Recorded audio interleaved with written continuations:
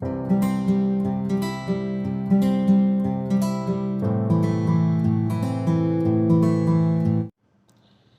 Hello, नमस्ते, राम राम, जय हिंद दोस्तों। कैसे आप सब लोग? तो एक बार फिर से आप लोगों का स्वागत है मेरे नए व्लॉग में। और सबसे पहले तो आज तहे दिल से, पूरे सम्मान से मैं यूट्यूब को सैल्यूट करता हूँ, सलाम करता हूँ, क्योंकि यूट्यूब ने एक ऐसा प्लेटफॉर्म लोगों को दिया है, हम जैसे को, जो अपने चैनल के ज़रिए अपने अपने माध्यम से अपने मन की बातें शेयर कर सकते हैं आम जनता में। और एक ऐसा प्लेटफॉर्म है जहाँ पे अगर किसी की बातों में सच्चाई है, दम है, तो बहुत लोग उसे देखते हैं, सपोर्ट भी करते हैं। यहाँ पे अच्छी चीज़ भी दिखाई जाएगी, बुरी चीज़ भी दिखाई जाएगी, दोनों तरीके की चीज़ें यहाँ पे दिखाई जाएगी। सो सबसे पहले मैं दोबारा से धन्यवाद देना चाहूँगा यूट्यूब को कि उन लोगों ने एक ऐसा प्लेटफॉर्म बनाया। और दूसरा ये थोड़ा सा सीरियस आज इसलिए हूँ क्योंकि यार ज़रूरी नहीं है कि इंसान हर टाइम हंसी मजाक के मूड में हो। और लाइफ में बहुत कुछ उतार चढ़ाव होते हैं, नहीं होता हमेशा अच्छा मूड। मेरा भी मूड पहले सुबह ठीक था, बट अचानक बहुत दिनों के बाद मैंने न्यूज़पेपर पढ़ लिया, क्योंकि टाइम नहीं मिलता था। तो आज थोड़ा टाइम मिला, मैंने न्यूज़पेपर पढ़ा, और जैसे ही मैंने पहला पेज पलटा ही था, एक उसमें ऐसी न्यूज़ मैंने देख ली, मतलब जब से दिमाग सेंटर में नहीं है, थोड़ा सा डिस्टर्ब हूँ मेंटली, कि ऐसा होता क्यों है, मतलब क्यों हो रहा है। अब पढ़ा मैंने ये था उसमें कि दिल्ली के एक पॉश इलाके में, बसंत विहार इलाके में, एक फैमिली ने सुसाइड कर लिया। फैमिली में कौन था? एक माँ थी, उनकी दो बेटी थी। माँ की उम्र 55 से 56 साल, बेटे की उम्र 30 साल, एक की बड़ी की, दूसरे की 25-26 साल थी, ये उनकी उम्र थी। और उन्होंने सुसाइड कर लिया। जो उसमें लिखा हुआ है न्यूज़पेपर में, उसके अकॉर्डिंग मैं आपको बता रहा हूँ, आर्थिक तंगी की वजह से, पैसों की किल्लत की वजह से। और ये जो चल रहा था इनका, मतलब प्रोसेस, ये 3 महीने पहले से इन्होंने मतलब कुछ माइंड सेट किया हुआ था कि हमें सुसाइड करना है, आत्महत्या करनी है। तो इन्होंने क्या किया, घर में अपने अंगीठी जलाई, उसमें कोयला डाला, कुछ केमिकल डाले, और उसको कार्बन डाइमोनॉक्साइड गैस का रूप दिया।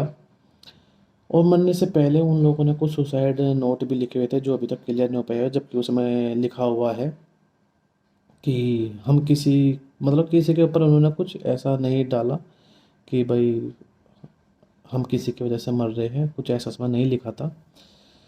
पर यार, सुनकर बड़ा दुख लगा कि ऐसा क्यों हो रहा है, किस वजह से हो रहा है।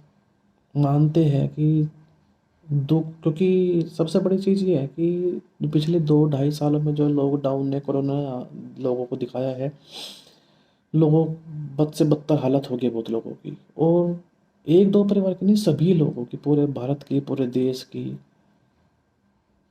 इस आर्थिक समस्या से जूझ रहे हैं। बट दुख हुआ, बहुत ज़्यादा दुख हुआ। देखो, आदमी ऐसा कोई नहीं मरता अपना आप, खुशी से कोई नहीं मरता। वे मेंटली डिस्टर्ब थे या क्या थे, क्या नहीं, मुझे नहीं पता। तो कुछ तो उन्होंने सोच के ये कदम उठाया होगा, पर मेरा बस यही अनुरोध है अपने देश की जनता से कि कभी भी ऐसा कोई डिसीजन ना ले। देखो, दुख और सुख एक सिक्के का पहलू है। जैसे एक सिक्के का हेड और टेल होता है, एक सुख और दुख भी ऐसे एक सिक्का है, उसका पहलू है। अगर हम दुख को फेस नहीं करेंगे ना, तो सुख का मज़ा नहीं आएगा भाई साहब। हमने भी दुख झेला है, और लॉकडाउन में मेरा भी बहुत लॉस हुआ है। अब बहुत नहीं, काफ़ी लॉस हुआ है भाई, लाखों का लॉस हुआ है। इसका मतलब ये नहीं कि मैं पंखे से लटक के मर जाऊँ, या रेल का आगे कट के मर जाऊँ, नहर में कूद जाऊँ। मरने से क्या होगा? मरने से प्रॉब्लम का सॉल्यूशन निकल जाएगा? नहीं निकलेगा भाई, आदमी कम हो जाएगा बस एक, और कुछ नहीं होने वाला। अपने परिवार वाले के बारे में सोचो पहले एक बार, कि उन परिवार पर क्या बीतती होगी अगर तुम नहीं हो इस दुनिया में। तो उनके बारे में ज़रा सा पहले सोचो कि उन पर क्या बीतती है। हम तो मर गए, हम तो 2 मिनट का खेल है मरना, पर परिवार पे क्या बीतती है भाई, उसका क्या। तो उस चीज़ों से लड़ो, उन्हें फेस करो, उस सिचुएशन को फेस करो, उनसे लड़ो, उनसे बाहर निकलो। मतलब अपने हौसलों को इतने बुलंद कर लो कि साला किस्मत भी एक दिन घुटने टेक के ये बोल दे कि यार इस इंसान को हराना मुश्किल है। तो खुद को इतना मतलब स्ट्रांग बना लो पूरा। तो जैसे ही वे लेडीज़ मतलब मैडम और उनकी दो बेटियों ने अपनी जान की आत्महत्या की, तो मेरे हिसाब से तो नहीं करना चाहिए था। और बस भगवान से यही प्रे करूँगा कि जो उन्होंने कदम उठाया वे बाकी और लोग कभी ना उठाए। और देखो महंगाई हुई है देशों में, महंगाई ने भी कमर तोड़ी है कहीं ना कहीं। चीज़ें आसमान छू रही है, रेट बहुत ऊंचाई पर। वहीं देखो कहते हैं ना कुछ अच्छा होता है, जैसे हाल ही में हमारी फाइनेंस मिनिस्टर मैडम ने, जो उनका नाम निर्मला सीतारमण जी, जो हमारी फाइनेंस मिनिस्टर है, निर्मला सीतारमण जी माननीय। तो उनका मैं दिल से हार्दिक शुक्रिया अदा करना चाहता हूँ कि उन्होंने इतना बड़ा डिसीजन लिया। और जैसे कि पेट्रोल डीजल के रेट इतने बढ़ रहे थे, तो उन्होंने फाइनली एक अनाउंसमेंट किया कि पेट्रोल डीजल पे रेट कम किए हैं। तो होता है ना, कुछ बुरा होता है तो कुछ अच्छे के लिए भी होता है। तो क्या क्या पता वे भी देखो कुछ अच्छा लेके ही आई है। पेट्रोल डीजल के कुछ रेट तो कम हुए, कुछ तो सहूलियत मिली। तो हमें धीरज रखना चाहिए। धीरज नहीं रखेंगे तो कुछ नहीं होगा। तो हमें अपनी लाइफ में धीरज रखना है, स्ट्रोंग बनना है। हमारे सामने जो दुखों के पहाड़ चलते हैं इन्हें फेस करना है, इनसे बच के भागना नहीं है। अगर हम इन्हें फेस नहीं करेंगे, इनसे बच के भागेंगे, तो ये हमारे ना भूत की तरह पीछे पड़ जाएगा। भूत की तरह जैसे भूत पीछे पड़ जावे ना, बिल्कुल ऐसे पीछे पड़ जाएगा भाई। तो इनसे भागना नहीं है, इनको ख़त्म करना है। सुसाइड नहीं करना हमें, ऐसा करना है कि साला मौत खुद सुसाइड कर ले, दुख खुद सुसाइड कर ले, हमें सुसाइड ना करना पड़े। आज हमारी माननीय फाइनेंस मिनिस्टर साहिबा ने ये डिसीजन जो अच्छा लिया है, कल को क्या पता वे कुछ और भी अच्छे डिसीजन लें। कल को क्या पता कुछ महंगाई और भी नीचे हो, कम हो। तो हमें उन लोगों पे भी भरोसा रखना चाहिए, क्योंकि ये भी नहीं चाहते कि हम लोग मरे, हम लोग सुसाइड करें। पर जैसे माननीय फाइनेंस मिनिस्टर साहिबा ने ये डिसीजन लेके लोगों को बहुत ही सहूलियत दी है, और बहुत लोगों को रात भरी सांसें मिली है कि कम से कम कहीं से शुरुआत तो हुई, तेल तो एटलीस्ट सस्ता हुआ। तो बस मेरी आप लोगों से यही अपील है कि कभी भी जाने अनजाने में ऐसा कोई फैसला ना ले, ऐसा कोई कदम ना उठाओ जिससे आप तो रहोगे ही नहीं खैर पछताने के लिए, आपकी फैमिली को पछताना हो पूरी ज़िंदगी का। उन पे उनका सोचो।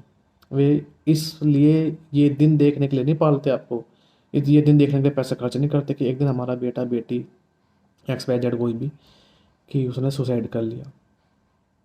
ऐसे ऐसे लोग हैं भाई जिन्हें रोटी तक नसीब नहीं होती।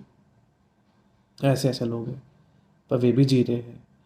तो प्लीज़ मेरी आप लोगों का हाथ जोड़ के प्रार्थना है कि अपनी ज़िंदगी को ख़त्म मत कीजिए, बहुत अनमोल है। मनुष्य का जीवन ऐसा ही नहीं मिलता।